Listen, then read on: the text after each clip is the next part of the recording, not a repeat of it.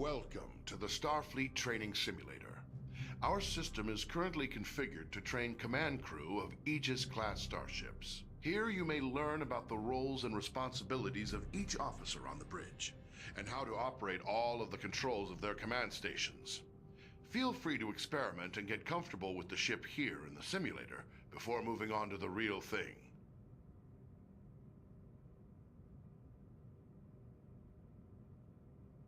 As helmsman, you are the ship's navigator, responsible for maneuvering the ship and navigating within and between star systems. Your crew depends on you to get the ship wherever needed, to avoid collisions with hazards in space, and to maneuver for tactical advantage in combat situations.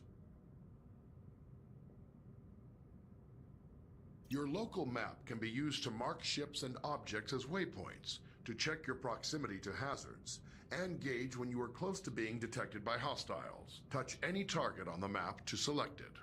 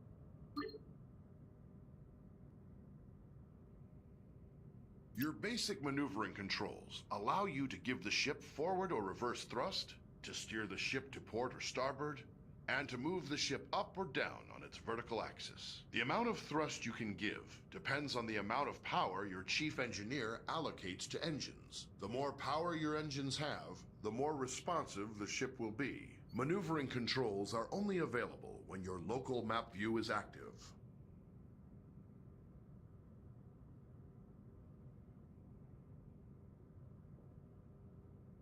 The throttle controls your speed and also allows you to reverse or make a full stop.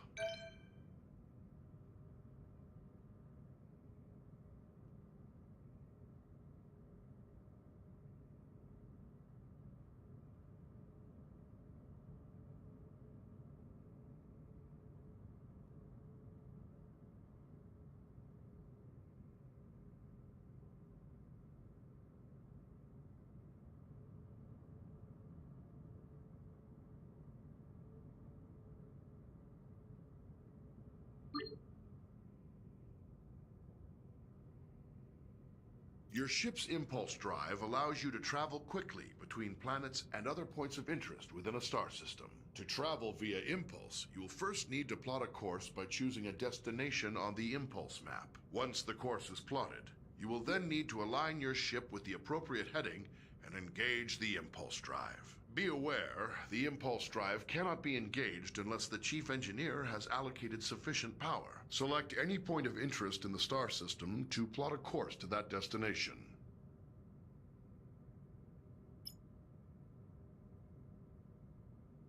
Now return to the local view and steer the ship to line up with your plotted course.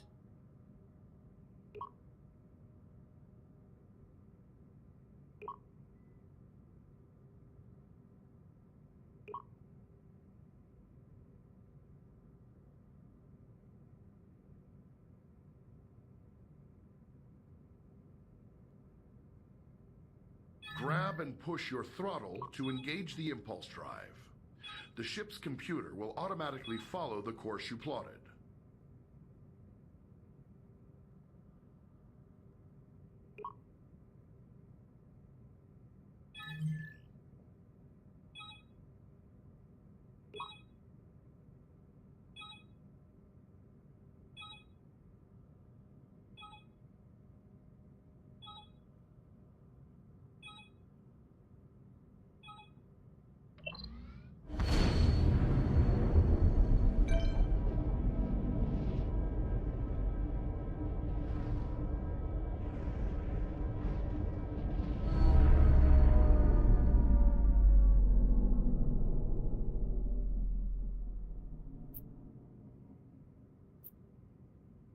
The ship's warp drive can distort space around the ship to propel it faster than light across the vast distances between star systems. The tremendous amount of energy needed for warp travel will require you to coordinate closely with the chief engineer. To travel by warp, it is your responsibility to plot a course by selecting a star system on your warp map. When the course is plotted, you will need to align the ship with the proper heading. Before you can enter warp, your chief engineer will have to prepare the ship and charge the warp coils. Select a star system to plot a course to it.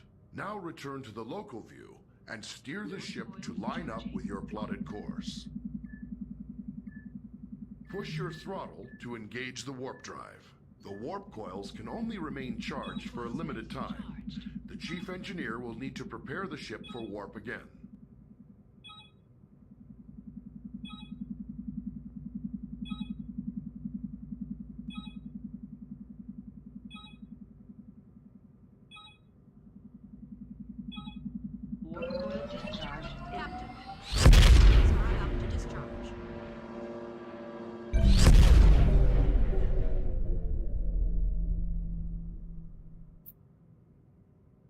Various systems of the ship affect how easily other vessels can detect the Aegis. The Aegis is designed to avoid detection at ranges where other Federation vessels would be easily visible to another ship's sensors. As helmsman, the more thrust you are using, the farther away the Aegis can be detected. On your local map, you'll see a ring that expands and contracts as the ship's signature increases or decreases. When other ships come within that ring, they will detect the Aegis.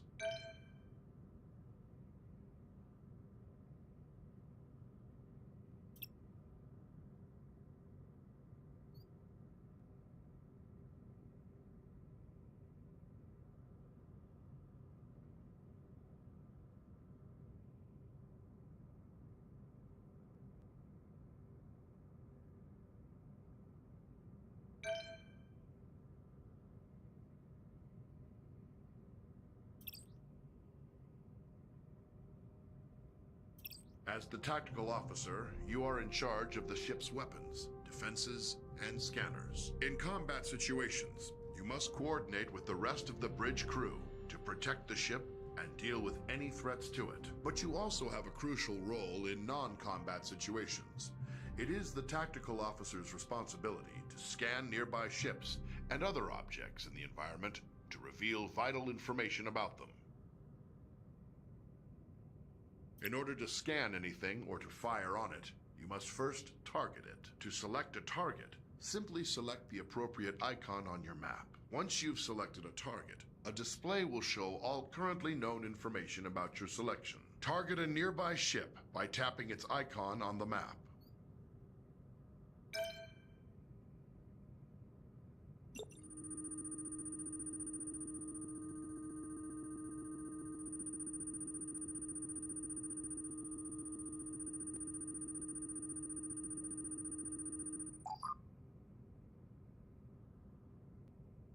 You will often need to scan a target to learn more about it, or to locate people or objects of interest in another vessel. Some objects are scanned with a simple, general scanning action. This happens automatically when the object is targeted. More complex objects, like other ships, can be scanned for specific properties, such as the locations of any weak points in a ship's system. When an object has many features to scan, scanning them all at once is much slower than scanning a single specific system. Scanning is required before it's possible to transport people or cargo off of another vessel, or before being able to target weak spots of an enemy's ship systems. Target a nearby ship by tapping its icon on the map. Here you can select what systems you want to scan. Scanning a single system will always be faster than scanning multiple at once. Also, the closer the ship is to the target, the faster you can scan. Scan the ship's engines now to reveal their status, and any weak points which would allow you to damage the engines directly.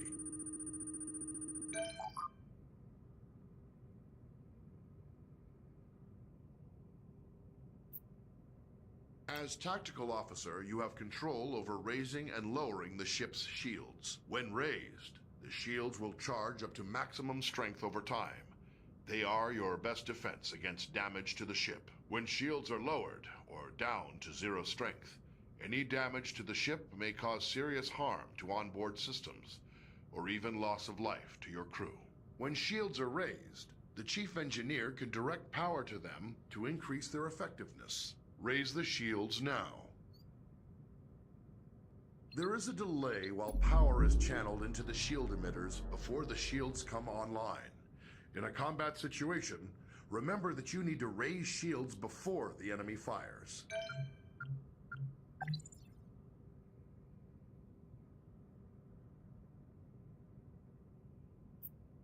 Photon torpedoes are a devastating weapon. They can automatically track a moving target and deliver heavy damage on impact. However, before you can fire them, you must first give the order to arm them. Arm your torpedoes now. Each torpedo tube takes time to load. Your supply of torpedoes for any mission is limited, so use them wisely. Target the nearby ship and fire torpedoes at it.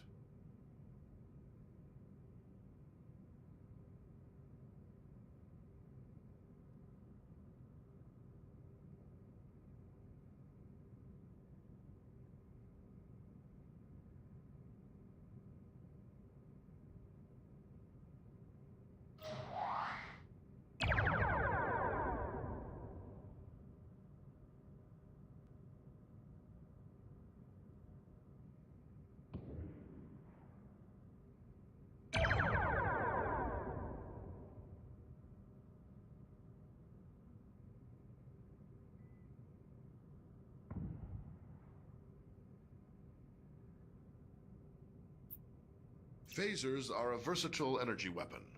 They continually charge over time, and when fully charged, your phaser banks hold enough energy to fire multiple shots at your target. Phaser banks automatically track your target, but only if it is within the indicated firing arc and within the current range of your weapons. The effective range and damage of your phasers is controlled by the amount of energy the Chief Engineer allocates to them. Target the nearby ship and fire phasers at it.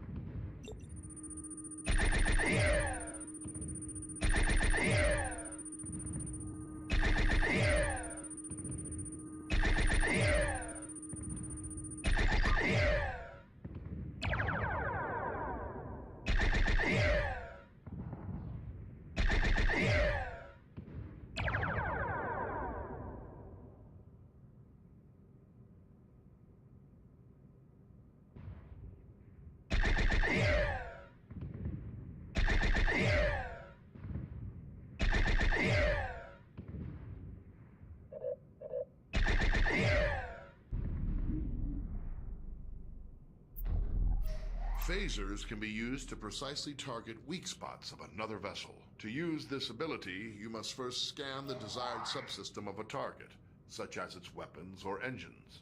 Once scanned, you must then select that system.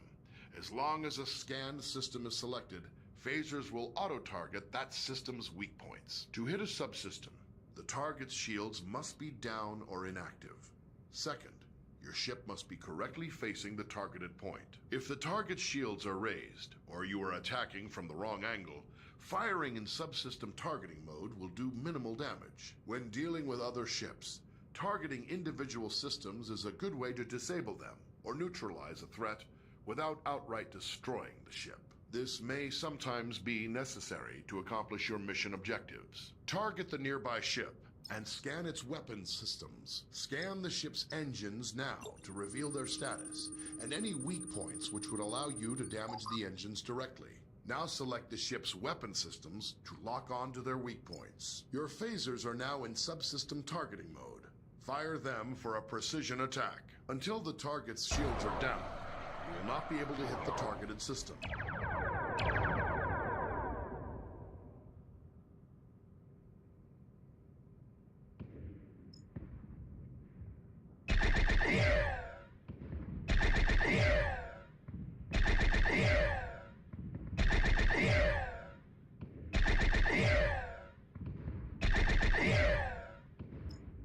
Very good. You have damaged the targeted system.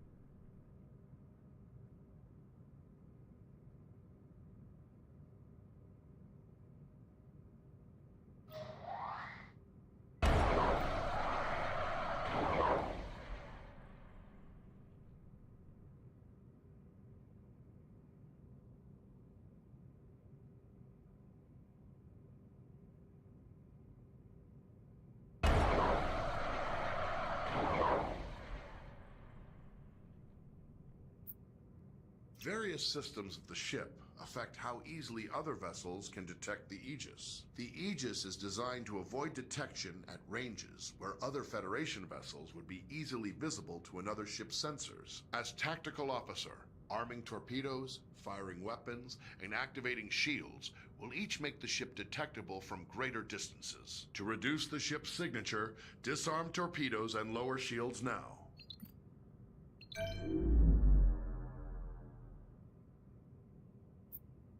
The Aegis's prototype remote intrusion system can be used to send encoded signals and disrupt critical systems of other ships. Before it can be used, the tactical officer must scan the target. Once a scanned target is selected, an intrusion into its control systems is attempted via an automated routine.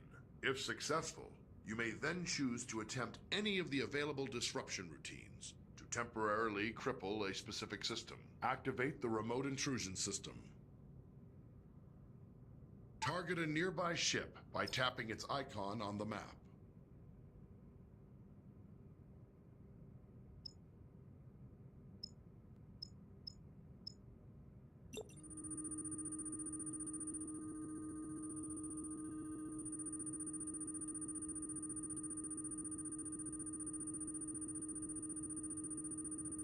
Select a scan target. Choose a disruption routine to inject into the target systems. Very good, but once used, the remote intrusion system will be fully occupied and unable to disrupt another target or system for some time.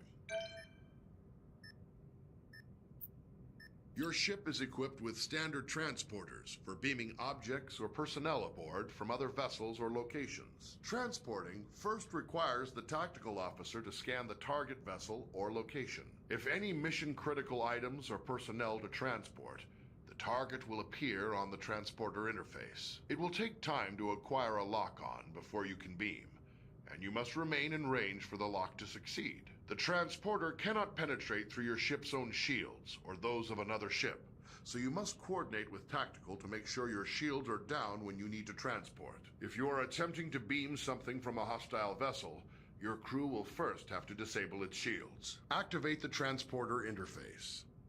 Target a nearby ship by tapping its icon on the map.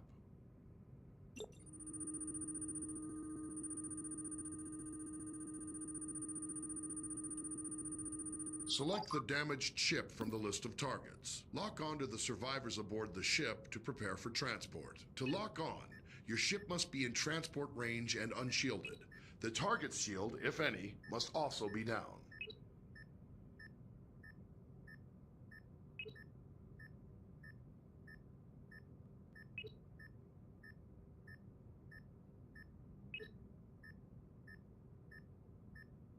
You have transporter lock on the survivors.